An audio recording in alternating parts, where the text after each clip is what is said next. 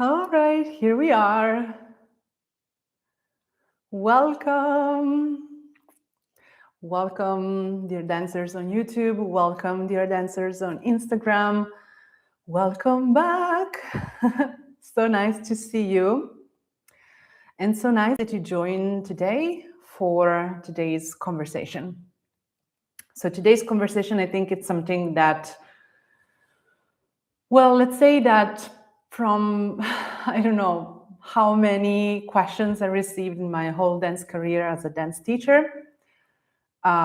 This is one of those questions that pops up very, very easily.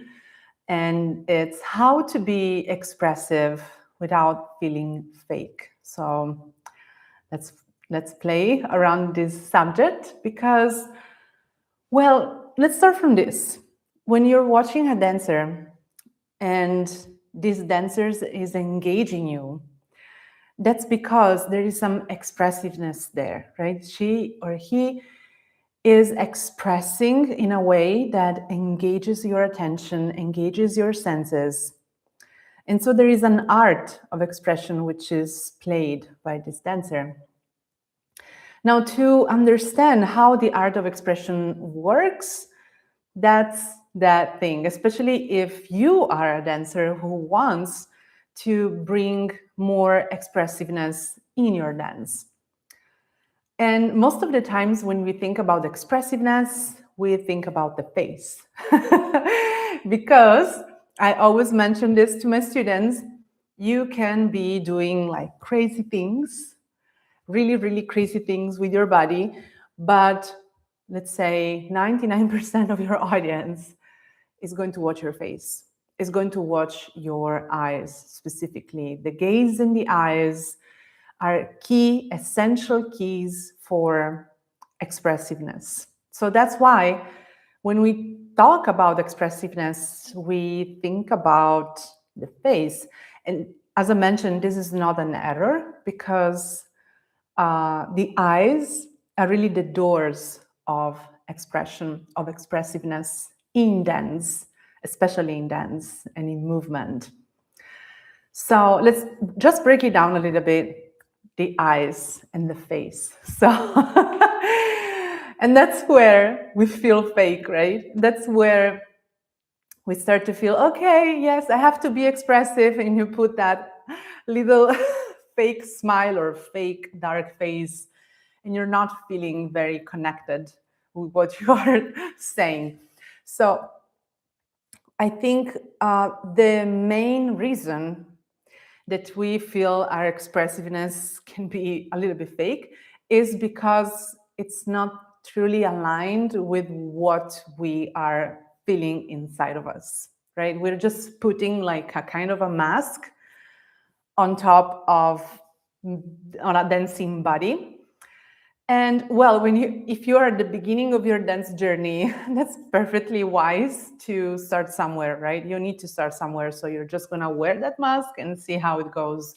But the more you are in the journey, in the process of learning and integrating more informations and wisdom in your dance, then that's where you start to feel that the alignment between what you're feeling and what you're expressing is so essential.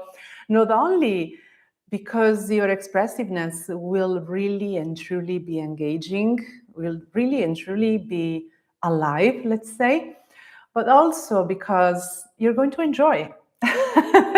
You're just going to enjoy your dance, which is something that unfortunately doesn't always happen. Actually, I have to say it's something you train for. It's not something you just have it. Okay, you might be one of those fortunate, very lucky dancers that just enjoy moving and being on the spotlight, but most of us, me included, I don't enjoy to be on the spotlight. I don't enjoy to being so much exposed. And even though I enjoy to dance, enjoying to perform, it's a different thing. So you need to train for that. So how do you create that connection between what you feel inside and what you express outside? And the bridge here, I'm gonna give the first wisdom tip is the breath. Breath is everything. I would say it's the foundation of movement, the foundation of dance. You want to connect with your breath as you dance. And the breath is going to create that bridge between what you're feeling and what you're expressing. And most of the times, it's also going to fight those moments when your face is like numb and you're just too focused on the choreography or whatever. Just breathing into it, breathing into the movement is going to allow you to feel the movement and to express so much deeper than you can imagine. So the first thing is really breath. So whenever you're dancing, train your breath. Train to be present with your breath because this is really the key bridge. And just the second thing, of course, of this alignment is also to bring awareness on the movement. So whenever you are moving, I always mention this to my students, bring the awareness to the fingertips, bring awareness to the extreme parts of your body as well as to the core. So whenever you're moving, you want to feel the fingertips, you want to feel the skin, and you want to feel the core, which is, especially in fusion belly dance, I think it's like the probably, at least for me, like the most essential part technically. The most essential foundation for fusion belly dance is really that connection with the core so that you can move from the center to the fingertips.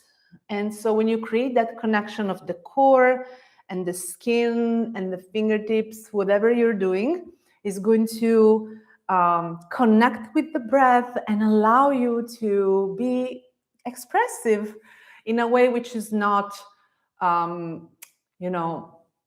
stiff, like, okay, now here I'm going to be, with a smile, and here I'm going to be a dark girl and all of that. It's really from the movement, from within to the face, breathing and connecting with the movement itself. So for me, these are like two very important pillars for expressiveness, for being expressive without feeling fake. And I'm going to just recap: breath on one side and connection with the movement from the core to the to the limbs, to the fingertips, to the skin. Having that all together connected will improve your expressiveness, I would say like 100%. Expressiveness of the face. So I'm really just talking about this right now, face. And then, of course, you also want to train a little bit of your face. So sometimes what I do, I ask my students to interpret the music just with the face, which feels crazy. So imagine that, okay, I'm gonna play music right now. Let's do like this imagination exercise. I play music for you. Not that I play, but I play from my app. And then I'm gonna ask you to improvise. And then I'm gonna ask you not to move the body, but to move your face. And here, that's the trick. You don't want to over express. You don't want to do crazy stuff. Okay, you can be very mimic, and that's good if that is what you want. You can be very subtle. And subtle and simple is the best. Is really the best, especially in our dance style. So you played some music and maybe you want to just play with your gaze, with your breath. Again, connecting with the breath, feeling I usually mention of this idea of feeling the music like a waterfall on your body, and allow the music to evoke feelings in you so that you can naturally connect with those feelings to your breath, with your breath, and express them through your face. And I know it's very uncomfortable for a lot of us, which are usually trained to hold your feelings and don't express your feelings because we live in a crazy world. But that's why dance classes are a safe space for you to explore also this. So that's another tip you can try if you want from home. You're going to play your favorite music or some music you like, and you're going to try to improvise only through your face. You can do that in front of a mirror so that you see what is happening, and it's going to be like a conversation with yourself. Or you can do it without a mirror and just allow yourself not to be judged, not even by you. So really just a moment between you and your muse of dance. And this is about the face. But as I mentioned, expressiveness is not only the face. Expressiveness is the whole body. And this is where Indian dance informs me with these beautiful aesthetics principles, which are so, so interesting and so inspiring for fusion as well. Because in Indian dance, Indian classical dances, the art of expression, which is called abhinaya, and abhinaya in Sanskrit means to bring out. So again, we have this idea that it's not a mask we put on top, so we bring from outside in, but it's something that we evoke inside and we learn how to convey outside. All right. So yeah, abhinaya, the art of expression, usually translated, is not only about the face, it's actually about the whole performance, because all of the elements of a performance are vehicle for emotion and expression. So this is just a little, tip, a little, again, wisdom pill, dance wisdom pill for you. Whenever you are creating a performance or performing a performance, you can refer to the art of abhinaya, which has 4 fundamental pillars. So the first one is your body, angikam. So the movement, the connection with the movement. And the second one is vachikam, which means voice, but it's also the music. And I would say it's also, let's say, your breath, the breath that bring the movement to life. The third one is a haryam. A haryam means ornament. So whatever it's ornament in your body is not something you put on top. It's something that expresses from the inside out. And this is something, especially in the fusion belly dance world, I think can bring so much wisdom. We don't want to just put a crown on our head and move. That crown is a vehicle for expressiveness. What do we want to convey through that? What do we want to express with what we are wearing, right? So again, a haryam, ornaments, but not only ornaments, costume, but also lights, if you have something available, anything that is creating the scenography for the movement to be moved, to be performed. And then the last one, which is actually the most important one, is called Satvikam. And Satvikam means the presence of the dancer, the intention of the dancer. So you see that we are opening a little bit of the discussion, not only about the face, which is important, and now you have actionable tips. I'm just going to recap the breath, connection with the movement, and what did I mention? I already forgot. Breath, connection with the movement, and yeah, something else. Just go back to the video. But we also have this idea of the abhinaya, which is coming from not only the face, but also expanding through the whole of the body. So applying this concept to the whole of the performance is going to be greatly inspiring and support of your expressiveness.